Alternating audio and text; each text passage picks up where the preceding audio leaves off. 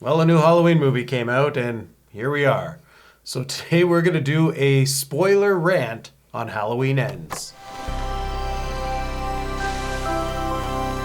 If you haven't seen the movie, obviously, just turn this off. We'll give you a couple seconds. I know how autoplay can be on YouTube, and I don't want this to ruin it for you. We're coming out the gate strong. We're not going to recap the whole movie like every other YouTuber seems to be doing. We will give you enough information for the scenes that we're talking about, and we will rant. We didn't like this movie in the slightest. We're even second guessing ourselves on H2 if we're doing a ranking here. Right, at least H2 had original ideas. I don't know about this one. Yeah. So you know who Corey is. Corey's this guy who's just a normal dude, and he comes in and he kills his kid. So you're like, oh, that sucks. It builds up the sympathy. Yeah, you're sympathetic for the dude. That's fine. Yeah, it's an accidental kill. It's on Halloween night 2019. You're establishing, okay, here's the guy we got to care about. He keeps getting bullied and tormented, and you can see, like, this isn't subtle in the slightest. That's the thing to keep in mind. You're watching this knowing it's part of the Halloween franchise. So if you see a guy who's being tormented and pushed to his limits, what do you think's gonna happen? Of course he's gonna turn into a Michael Myers clone. The way that it happens is so ridiculous. First of all, who's ever been bullied by a band kid?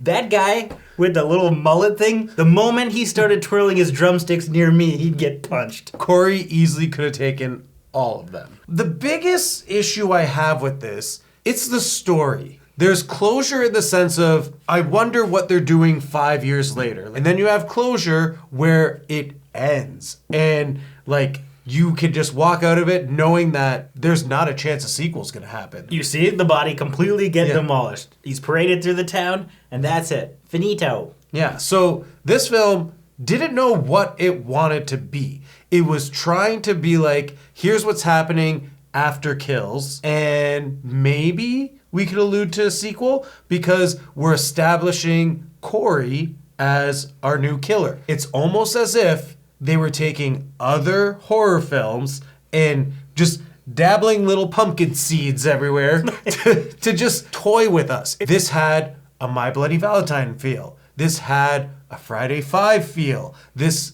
had a lot of callbacks to Halloween, which is great, but it didn't know what it was. Almost for the entire movie, you're building Corey up as like the successor to Michael Myers. Michael Myers is obviously down and out. He's kind of injured and broken, living in the sewer like a weirdo. And a fresh young dude comes in who we can transfer evil into, apparently. I'm totally cool with him being able to do that because we're like, okay, we're behind Corey to some degree.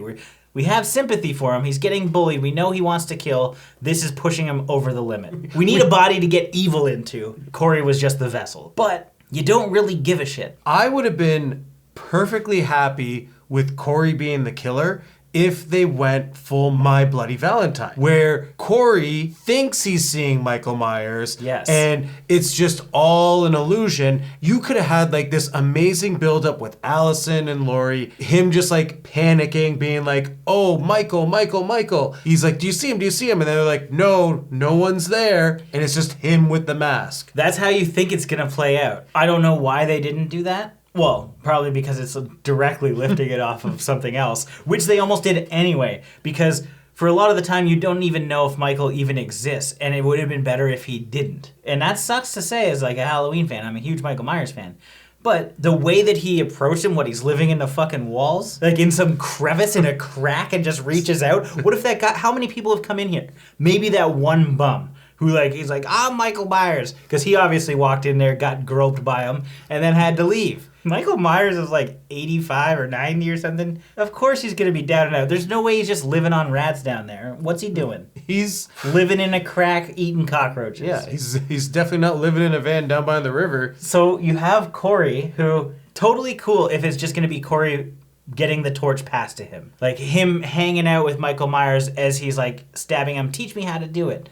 Okay, that's totally cool. But then they just fucking kill him anyway, so what's the point? His sacrifice means nothing. See, this is another interesting point because we don't fully believe that Michael is around yet. Like, at this moment, I'm still having that mentality that Michael Myers doesn't exist. It's all in Corey's head. And when he kills himself just to do that setup for Allison to not be with Laurie, it's like, okay, we are going full, like, My Bloody Valentine here. Like, if he can't have Allison, nobody can have Allison. The true testament of love, I guess. And we get an actual Michael Myers. And it's like mixed feelings. It's like, I'm happy that Michael's around, but I'm sad that I wasted an hour and 50 minutes. It's a love story. Allison, for some reason, loves this random guy. She knows his past. She's a survivor. He's like this monster. The town looks at us different, but they don't look at Allison like she's a fucking problem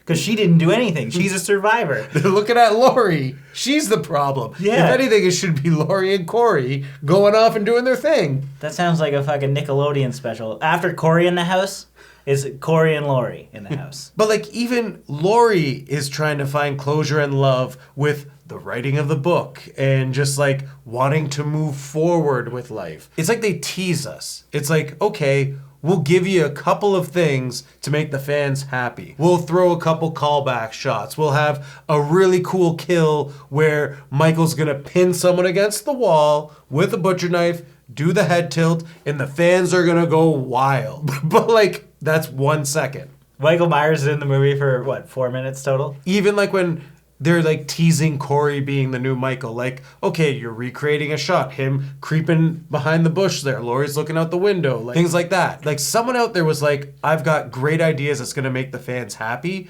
but let's tell our story and just try and do a callback to stuff. It's so on the nose is the problem. Any of the callbacks that they were trying to do, and even some of like the symbolism, like it's just so evident. It's like they think the audience is completely dumb. Maybe that's true for some of us. I get it. There's a lot of stuff that goes over my head, but this was way too on the nose for everything. Allison and Corey, when they like touch hands, or when she has her hands out all over dramatic and brings it up to her face and the moon's there, and it's just like, what the fuck, guys? Even Laurie at the end, like just holding Michael's like hand as he bleeds, like, oh, just one little touch. It's like, you hate this guy. He's been a part of your life. He's a huge menace. Why do you want to just like hold him all of a sudden? And why does he want to hold you? This is where they want their closure. And it's not the closure we want. They knew that. That's what's weird. It's like they said that people would hate this movie. But it's not for the reason of killing Michael Myers.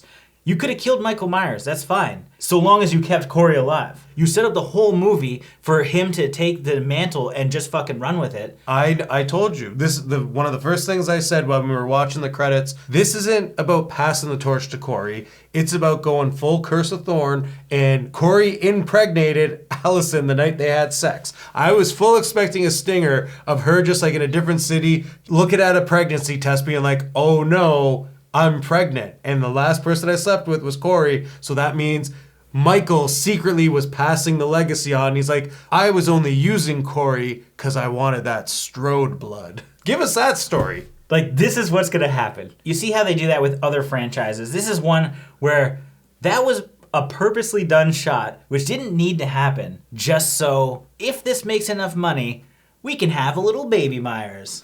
That's exactly what it is. It's going to happen. I'm just like so frustrated. And it has nothing to do with the end. And I know a lot of people are going to write off a lot of these videos and reviews. It's like, oh, they're just Michael Myers fanboys who didn't want to see him die. That has absolutely nothing to do with why I didn't like this movie. I was fine with his death. I thought it looked cool. It was a nice closure and cap on Laurie's story. We don't need 2 hours of Corey! Of Corey and Allison coming together in the town. We don't need the love story. Them riding on the fucking back of a motorcycle and shit all the time. Oh my God. When she first comes over, like, hey, right here, like wraps around her, like, this is so fucking stupid. Fuck, we need to pad the runtime. We better just jam this love story in here because we really only have an idea for the last 15 minutes. Why? Why does the rest of the movie exist? Even Laurie felt kind of awkward. Because, like, you don't really give a shit about her for most of the movie because she's just in the background just like, okay, I've got my eyes on you, Corey. Allison everybody she knows is dead except her grandmother. Now she's like some kind of rebel all of a sudden. She's like, I want to be on the back of a motorcycle. I want to go to a new town with a new boy. Who reads the script and thinks it's a good idea? Someone out there. Jason Blum. It's only costing me this much to make this movie, and it's a Halloween film? Yeah, we'll do it every day of the week. Don't worry, you'll get Halloween New Beginnings in 2023. Julian's now the killer. He's grown up. We saw he's still in the universe. It's Julian now. The evil has soaked in all around him. He's seen so much death. I mean, who knows? Lori's heading off to Japan. She's going to go see those cherry blossoms. We go Fast and the Furious in Tokyo Drift style. You just see, like, Michael goes to Tokyo. I wouldn't hate that. That's jumping the shark, isn't it? I'm just very disappointed. This probably has the weakest score of all of them. This just didn't have that same impact. Yeah, like, you can hear it, like, throughout the movie, but it's also, like, the whole environment and atmosphere doesn't feel like Halloween.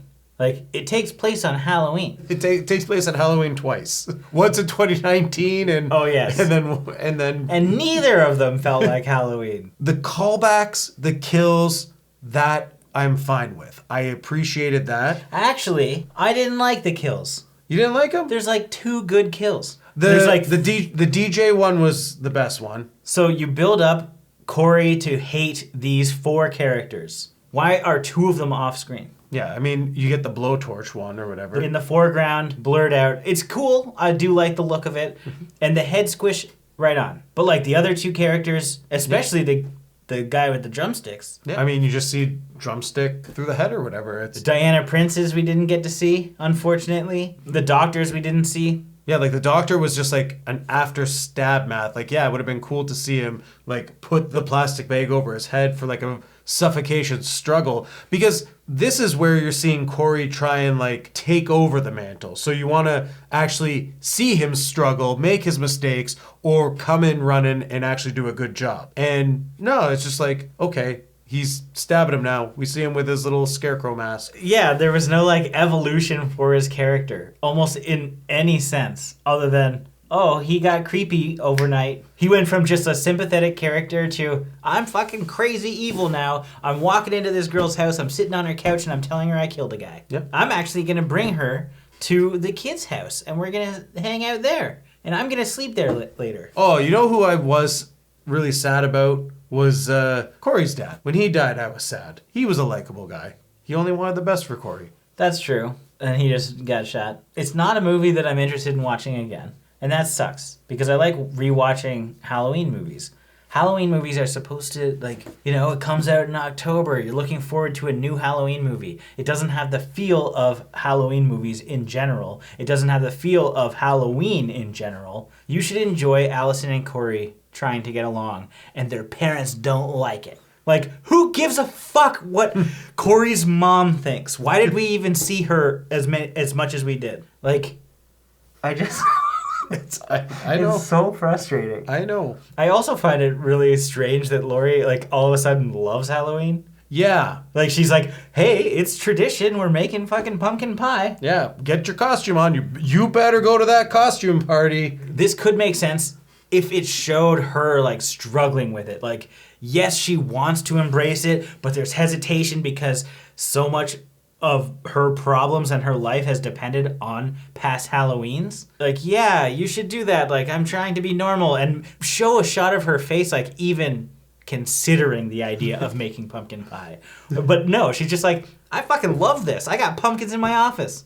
Yeah, it's our tradition, don't you know? I would rather watch H2 again. And I know that that's completely different, but at least that story has something unique to it. Rob Zombie was trying to do something, and it's one day I'm going to come around on that movie, I swear to God. I didn't like it the last time I watched it, but this is one that I don't think I'll ever like because it's not even worth putting on to give it another shot. There are likable things, I'm sure, like the cinematography.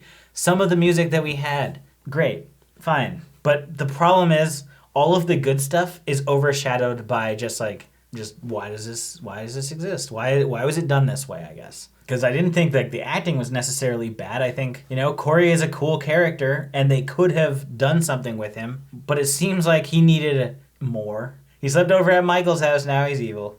That's it. I don't have much more to say. I mean, we're not rating this because this isn't a review.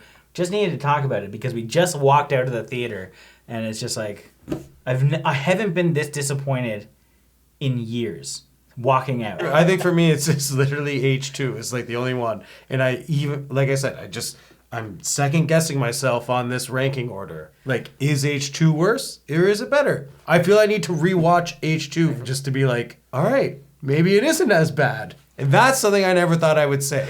I'm curious to know what you guys think of this movie. Please let us know in the comments. Whether you agree or disagree, please tell me why. What did you like? What did you not like? Because I'm totally open to hearing different theories of why you like certain elements. And I might agree with you because there are certain moments that I did like. Not something I'm going to put in this video because I just, in general, don't care about it.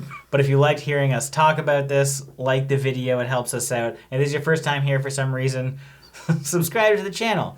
We do all types of stuff. Usually not brand new releases, but Halloween is one that's kind of close to our hearts. So usually we do B-movies. And whether we like them or hate them, we have fun talking about them. So subscribe.